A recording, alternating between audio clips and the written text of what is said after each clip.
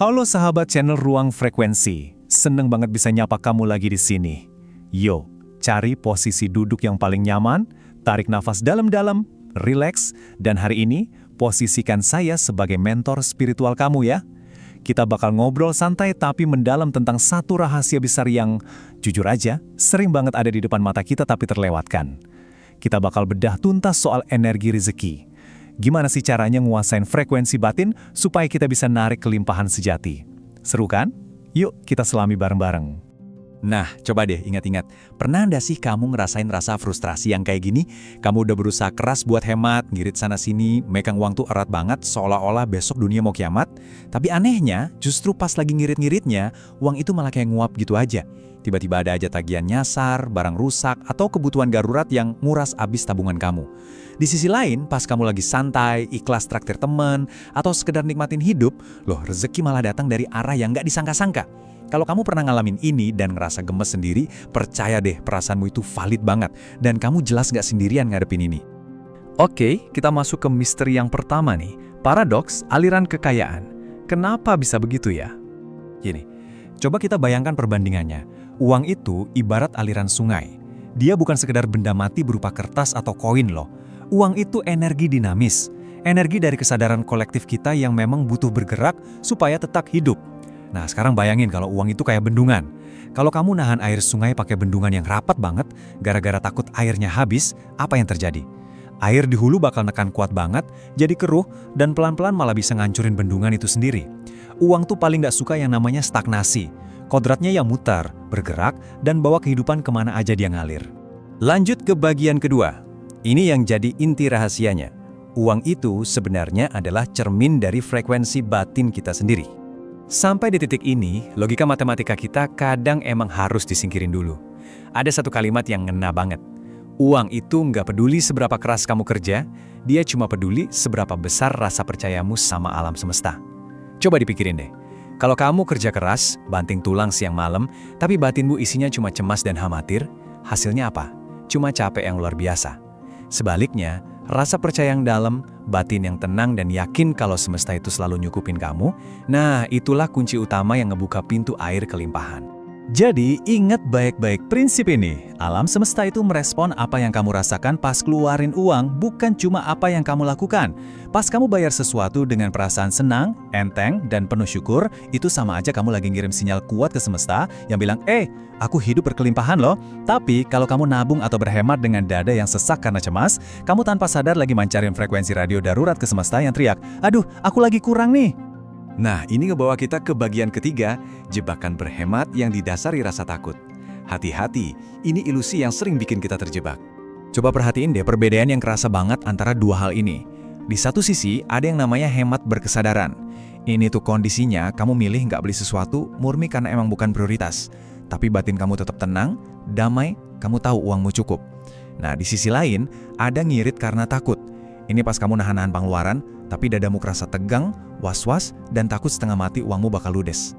Lihat kan, bedanya bukan di tindakan ngeluarin uangnya, tapi di getaran emosi yang kerasa di dalam dada kamu. Semakin kamu bertindak karena takut kekurangan, semakin kamu mengundang kekurangan itu sendiri batang ke hidupmu. Coba resapi sebentar kata-kata ini. Kalau pondasi tindakanmu adalah rasa takut, semesta yang fungsinya kayak cermin raksasa, ya cuma bakal mantulin realitas yang ngebuktiin ketakutanmu itu. Ironisnya, tanpa kamu sadari, kamu sendiri yang lagi nyiptain kesulitan finansial lewat ketakutanmu itu. Nah, sebelum kita bahas gimana cara bertransformasinya, yuk kita berhenti sejenak. Kalau penjelasan barusan ngebuka mata kamu atau ngasih inspirasi yang klik banget di hati, tunjukkan dukunganmu dengan klik tombol like dan subscribe sekarang juga. Terus, ini yang paling penting. Ketik di kolom komentar kalimat ini, menjadi magnet uang dan keberlimpahan. Yuk, jadikan ketikanmu itu sebagai afirmasi spiritual.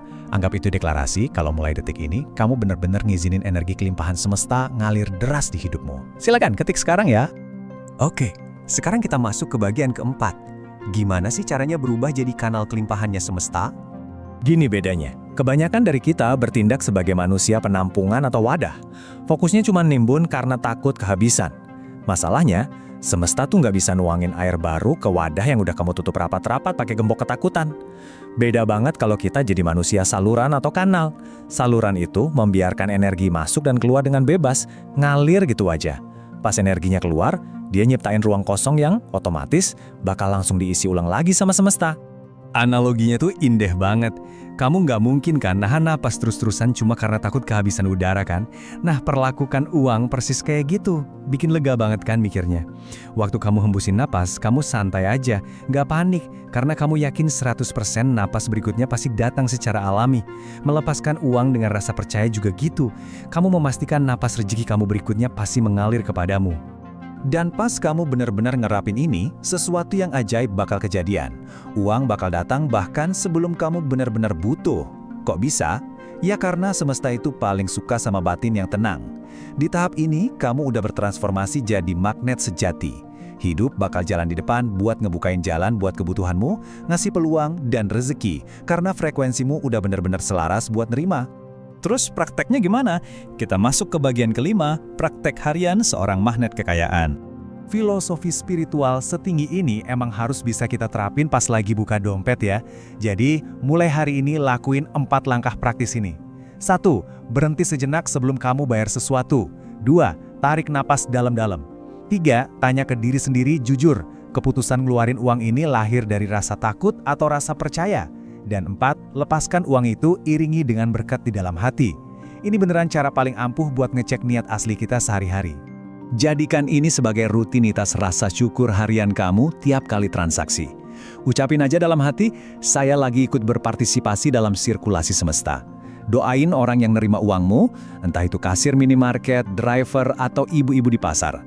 Yakini kalau apa yang ngalir keluar pasti balik lagi berlipat ganda.